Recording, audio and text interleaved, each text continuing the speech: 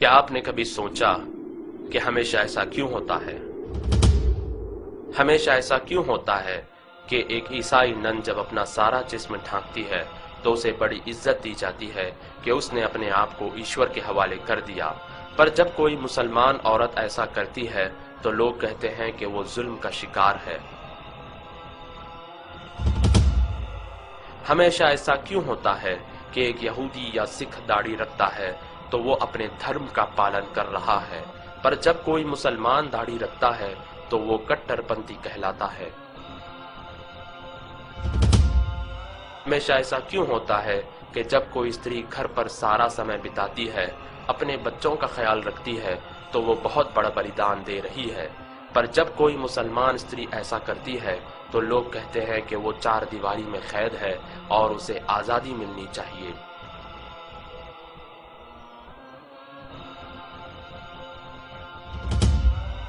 हमेशा ऐसा क्यों होता है कि जब कोई शिक्षक अपने सब्जेक्ट में आगे रहता है तो वो कामयाब शिक्षक कहलाता है, पर जब कोई मुसलमान लड़का इस्लामी शिक्षा में आगे रहता है तो उसका भविष्य बेकार समझा जाता है।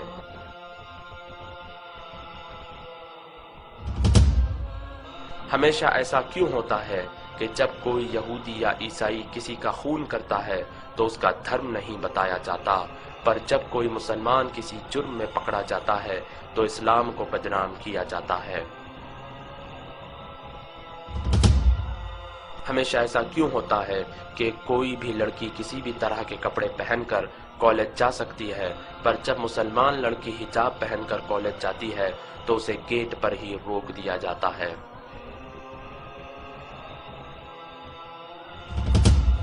हमेशा ऐसा क्यों होता है कि जब कोई व्यक्ति अपनी जान पर खेलकर लोगों की जान बचाता है तो उसे बहादुर और वीर कहा जाता है, पर जब कोई फलस्तीनी नागरिक अपनी जान पर खेलकर अपने बच्चे को गोली लगने से बचाता है और अपने भाई का हाथ दुश्मनों के हाथों तोड़े जाने से बचाता है और अपनी माँ और बहन की इज्जत बचाने के लिए दुश्मनों से लड़ता है और अपने घर को आग लगाए जाने से बचाता है और अपनी मस्जिद की रक्षा करता है, तो उसे आतंकवादी कहा जाता है।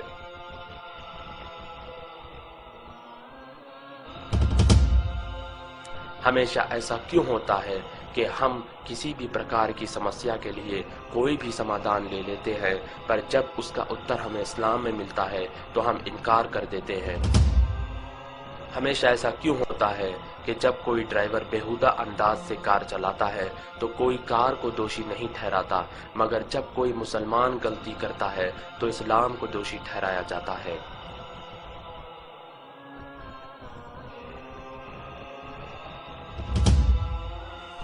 हमेशा ऐसा क्यों होता है कि लोग अखबार और मीडिया में बताई गई हर चीज पर यकीन कर लेते हैं, मगर कुरान में लिखी बातों पर सवाल करते हैं।